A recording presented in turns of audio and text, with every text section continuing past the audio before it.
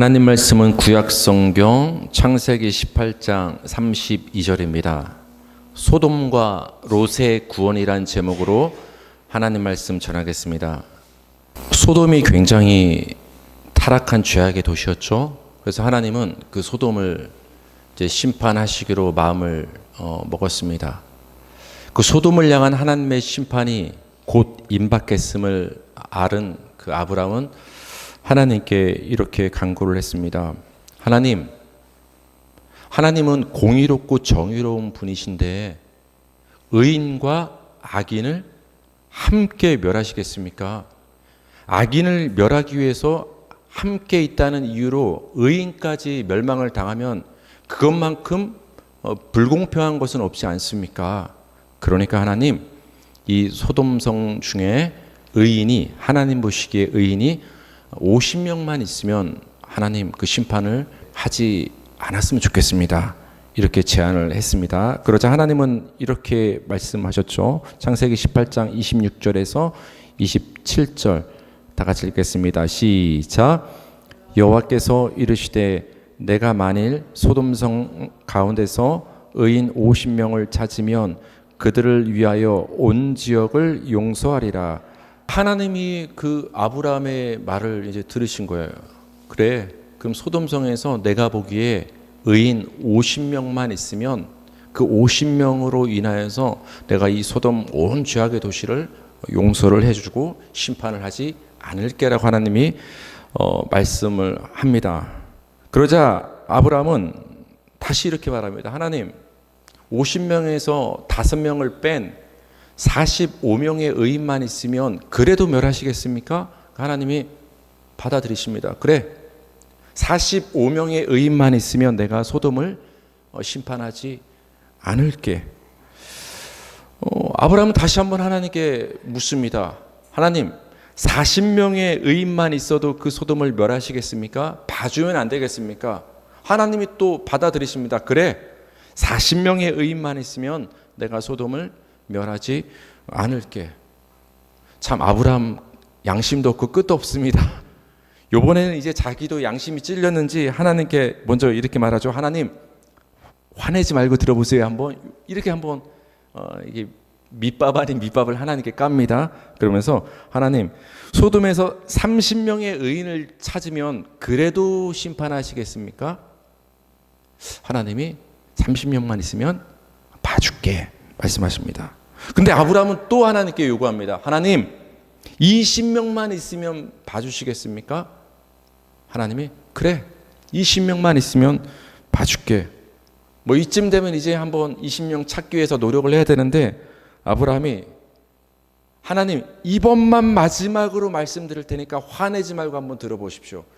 10명만 의인이 있으면은 하나님께서 소돔을 향한 심판을 멈춰 주시겠습니까? 하나님이 들으셨을까요? 안 들으셨을까요? 들으셨죠? 그래, 10명만 있으면 내가 소돔을 용서해 줄게. 여러분 숫자를 혹시 기억하셨나요? 50명에서 45명, 40명, 30명, 20명, 10명으로, 10명으로 점점 인원이 이제 줄어들었어요. 여러분, 이 어떻게 보면 재미있는 장면이 성경에 왜 기록됐을까요? 왜 아브라함은 점점 이렇게 50명에서 이렇게 좀 찾아보면 될 텐데 의인을 왜 점점 하나님께 죄송한 마음이 들어도 이렇게 의인의 수를 줄여가면서 심판을 좀 멈춰달라고 부탁을 했을까? 아브라함이 보기에도, 사람이 보기에도 두 눈을 깨끗이 씻고 봐도 50명 찾기가 힘든 걸 하나님은 이미 아셨지만 인간인 아브라함이 보기에도 소돔에는 50명이 없을 것 같은 거예요. 근데 뒤돌아서 보니까 40명도 없을 것 같고, 또 뒤돌아서 보니까 30명도, 20명도, 10명도 없을 것 같은 생각이 든 거예요. 얼마나 소돔이 하나님 보시기에 죄의 도시였으면 인간이 봤을 때도 와, 저 도시는 너무나 모든 사람이 타락해서 10명의 의인도 없겠구나를 아브라함이 알았기 때문에 점점 더 숫자를 줄여가면서 하나님 10명만 있어도 좀 봐주면 안 되겠습니까? 제안을 한 것이죠.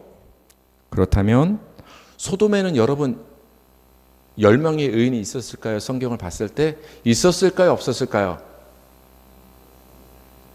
없었다 이런 얘기는 안 나와요. 이제 얘기가 끝났기 때문에. 근데 저는 없었다고 믿습니다. 그 증거가 뭘까요? 하나님이 말씀하셨잖아요. 10명만 있으면 소돔을 심판하지 않을게 하셨는데 결국은 하나님이 불과 유황을 비같이 내려서 소돔의 죄를 심판하셨습니다. 사라졌어요, 도시가. 그렇다는 것은 소돔에 10명의 의인도 없었다는 것을 우리는 그 하나님의 심판을 통해서 우리는 거꾸로 알 수가 있는 것이죠. 그럼 여러분, 이런 궁금증이 또 인간적인 궁금증이 들어요. 혹시나 9명은 있지 않았을까? 그 한 명만 더 채웠으면 하나님이 돌이켰을 텐데 9명은 있지 않았을까? 9명 있었을까요? 8명, 7명. 진짜 마지막, 더 이상 물러설 곳이 없죠. 한 명은 있었을까요? 저는 한 명도 없다고 믿습니다. 한 명도 없기 때문에 소돔은 하나님의 심판을 받은 거예요. 소돔에 대한 이 아브람과 하나님의 대화를 통해서 우리는 무엇을 생각하고 깨달을 수가 있을까요? 하나님은 왜 아브람에게 의인의 숫자가 50명, 40명, 30명 몇 명이라도 있으면 심판하지 않겠다고 계속해서 아브람과 어떻게 보면은 말도 안 되는 대화를 하면서 아브람과의 대화를 받아주셨을까요? 왜 그것이 성경에 기록되었을까? 하나님은 아브람과 하나님의 이 소돔에 관한 의인의 숫자에 관한 대화를 통해서 모든 사람은, 다시 말하면 우리 모두는 심판받아 마땅한 죄인임을 말씀해 주고 있는 거예요. 소돔에는 의인이 한 명도 없었다. 이 세상에는, 우리가 살고 있는 이 세상에는 의인이 한 명도 없다. 하나님의 기준으로 보면 깨끗한 사람이 하나도 없다라는 거예요. 노아 시대의 모습에 대해서도 성경은 우리에게 이렇게 증거를 해줍니다. 창세기 6장 12절 다 같이 읽을까요? 시작. 하나님이 보신즉 땅이 부패하였으니 이른 땅에서 모든 혈육 있는 자의 행위가 부패함이었더라. 모든 혈육 있는 자의 행위가, 즉 인간의 행위가, 사람의 행위가 부패했다. 다 죄인이었다고 성경은 우리에게 말을 해주고 있어요.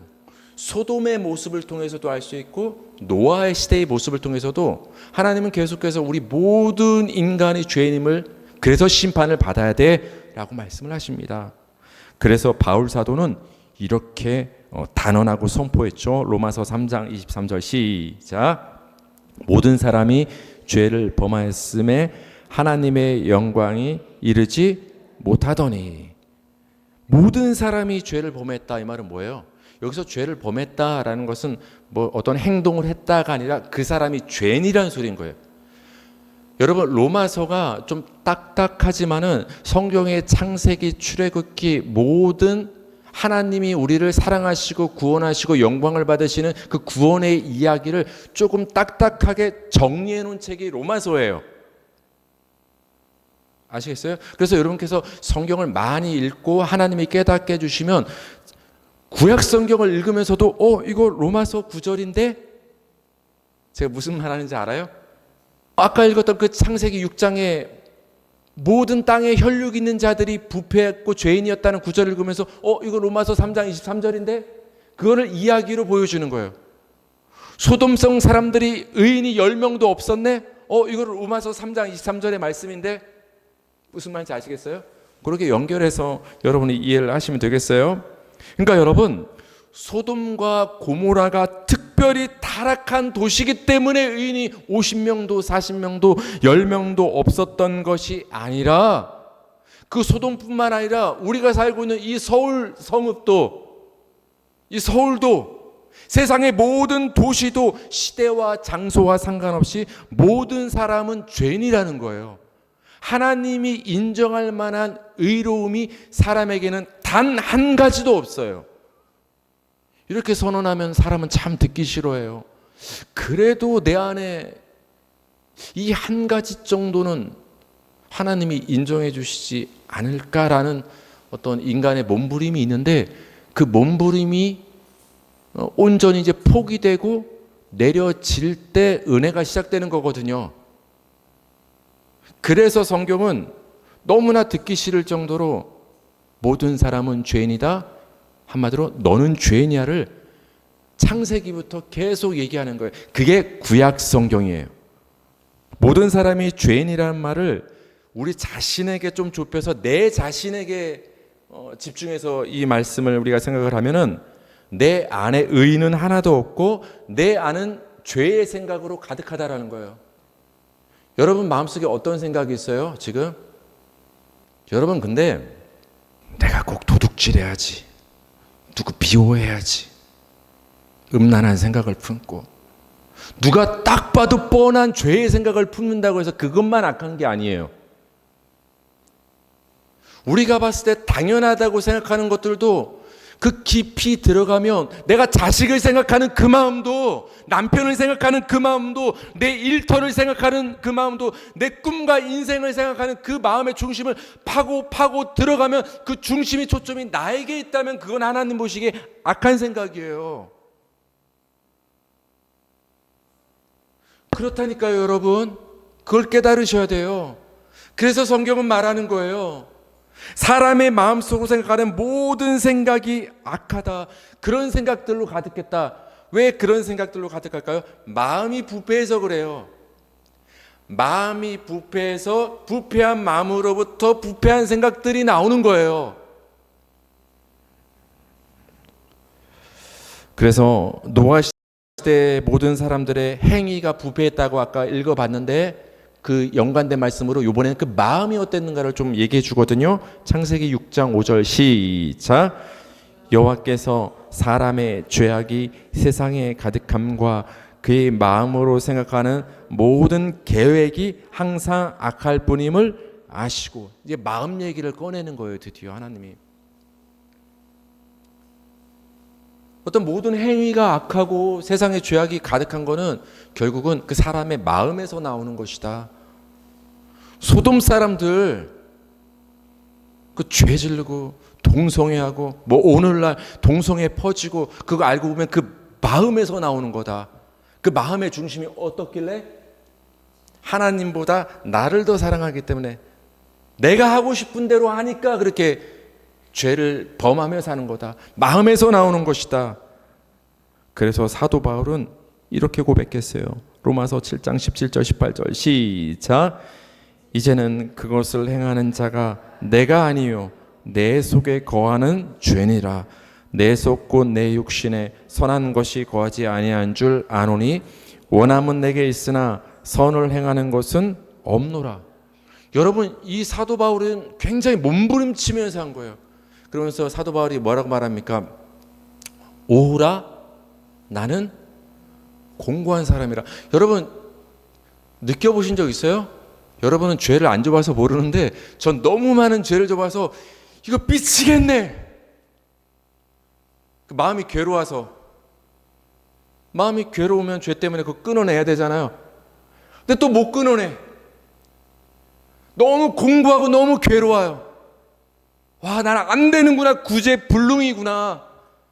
여러분 자신에 대해서 그렇게 느껴보신 적 있으세요? 그거 느끼셔야 돼요.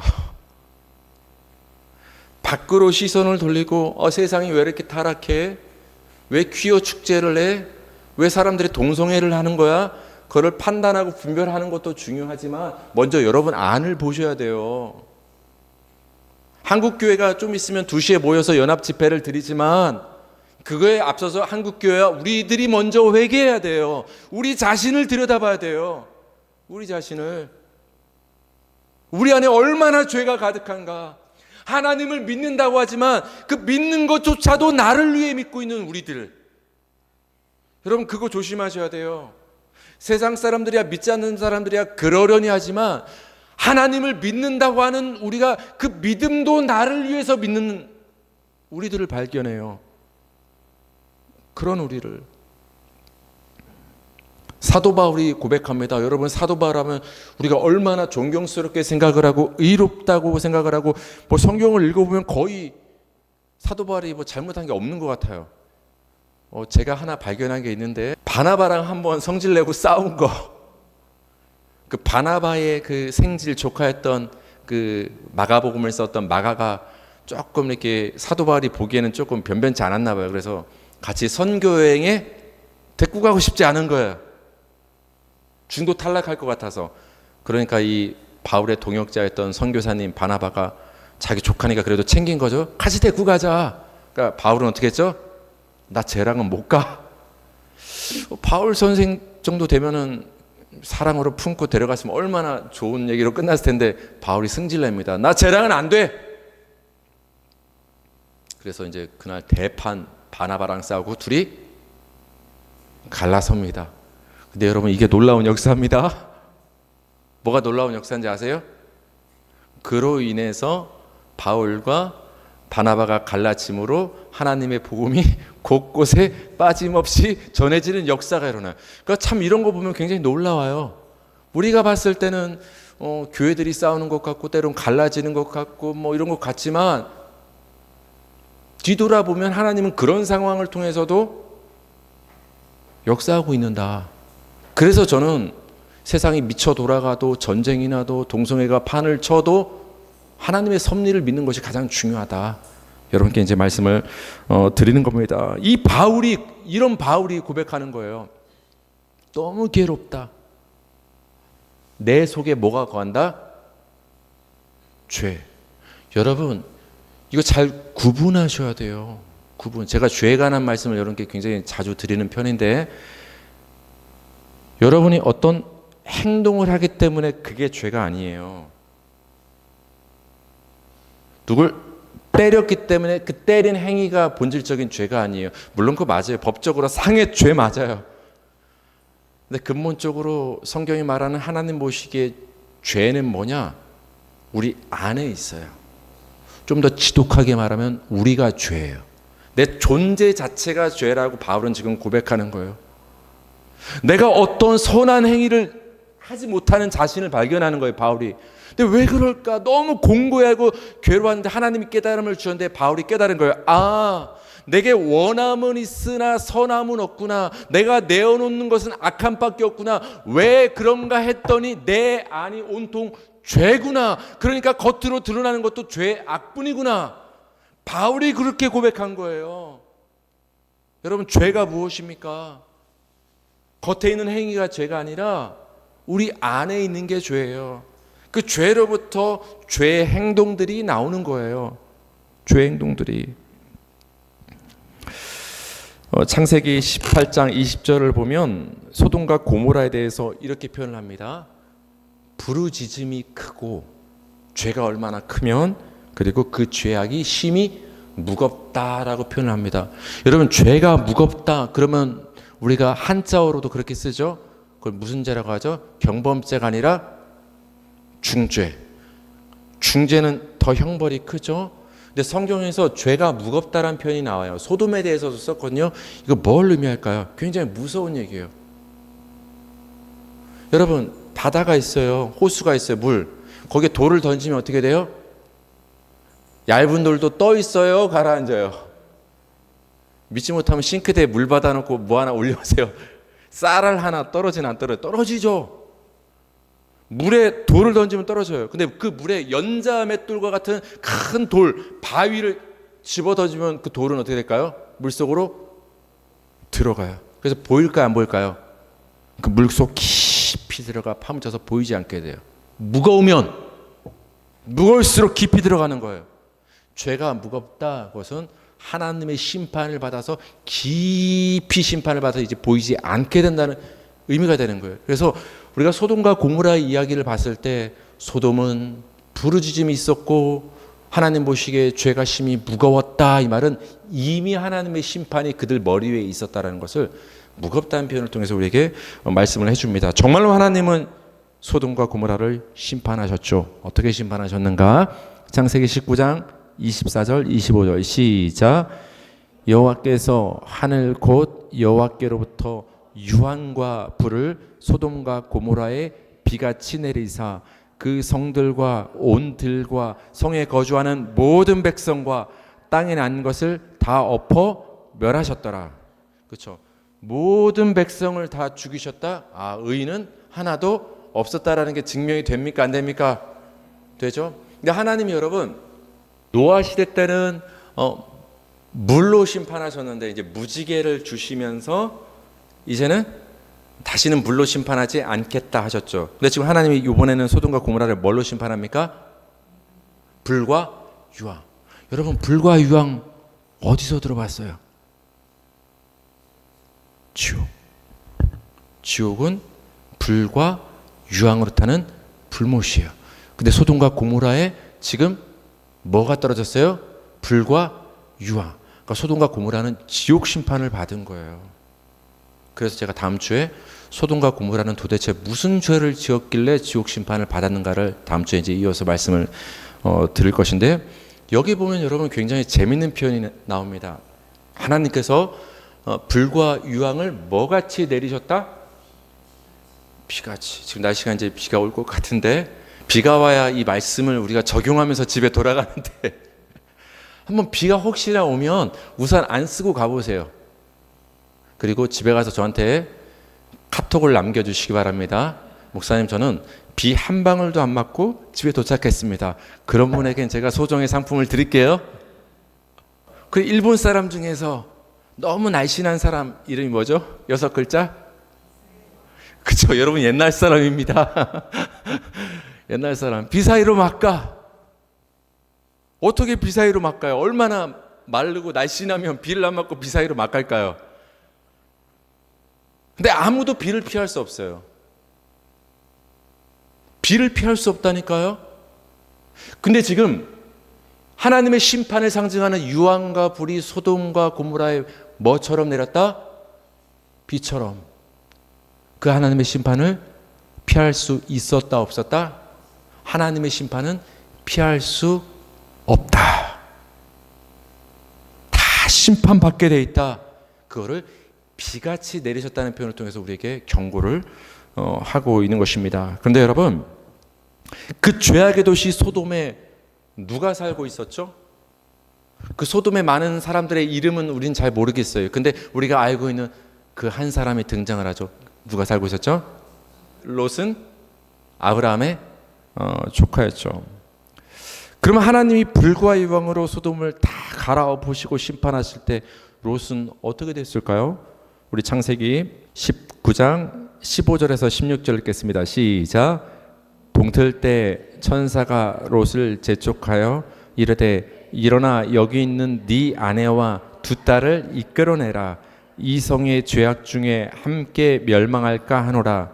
그러나 롯이 지체하매 그 사람들이 롯의 손과 그 아내의 손과 두 딸의 손을 잡아 인도하여 성 밖에 두니 여호와께서 그에게 자비를 더하심이었더라. 아멘. 하나님은 천사를 보내서 롯에게 좀 있으면 소돔성 다 죽어, 하나님의 심판이 임하니까 빨리 이 성 밖으로 도망가고 탈출해. 그래야 목숨을 건질 수가 있어. 근데 경고를 듣고서도 롯이 꿈을 댑니다. 지체합니다. 저도 꿈을 대는 거 굉장히 싫어하거든요. 아마 남자들의 공통된 걸 거예요. 남자들은 어디 부부가 나가려고 하면 어떻게 해요?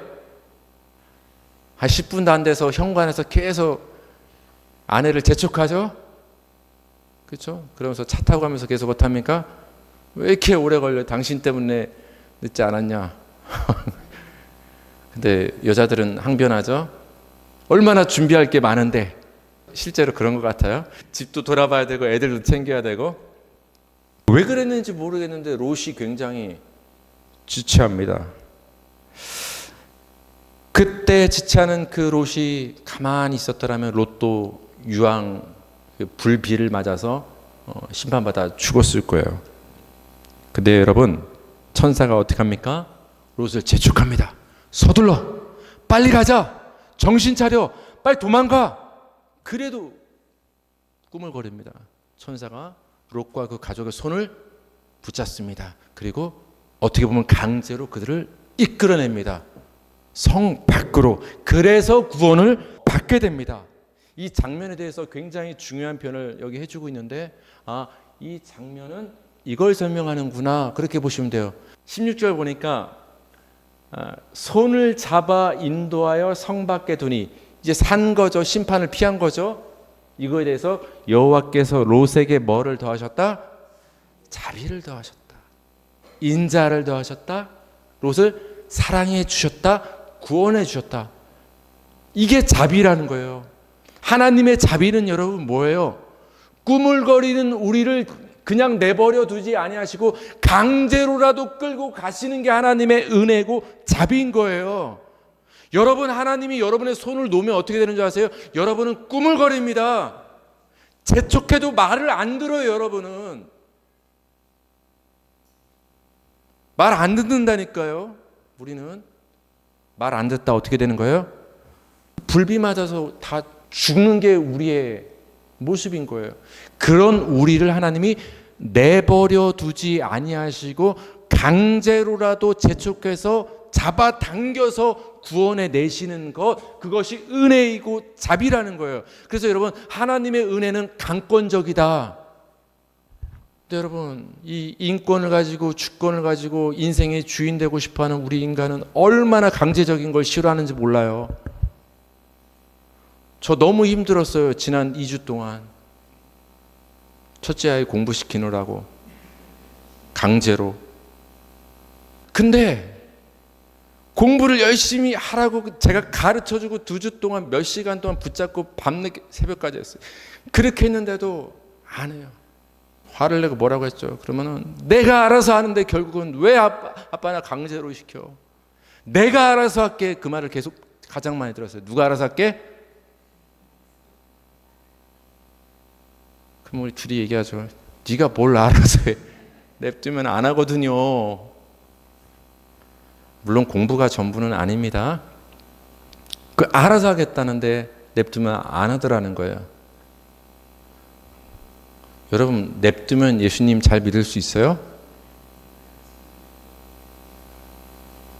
여러분, 예배 드리세요. 제가 가끔 얘기 안 하면 알아서 잘 할 수 있어요?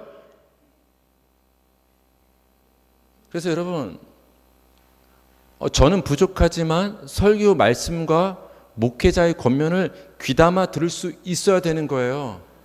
하나님은 그 설교 메시지를 통해서 권면을 통해서 롯을 강권적으로 인도해 내셨던 것처럼 여러분을 그렇게 인도해 내시는 거예요. 그게 하나님의 은혜인 거예요. 하나님의 자비이고. 소돔과 같은 세상을 살고 있는 여러분도 하나님의 심판을 받아 마땅한 죄인임을 아셔야 돼요. 지옥은 딴 사람이 가는 게 아니라 여러분이 가야 되는 게 지옥이고 제가 가는 곳이 지옥이어야 되는 거예요. 그런 우리가 지옥을 안 가게 된 것은 하나님이 우리를 강권적으로 붙잡아서 이끌어 내셨기 때문에 우리가 지옥에 안 가게 된 거예요. 하나님의 은혜로 구원을 받게 됨을 소돔성과 롯의 구원을 통해서 너희는 이렇게 구원받았어. 그거를 말씀해 주시는 겁니다. 성도님들, 죄악이 가득한 소돔과 고모라의 모습을 보고서 우리는 그들의 죄를 정죄합니다. 왜 이렇게 그들은 타락했을까?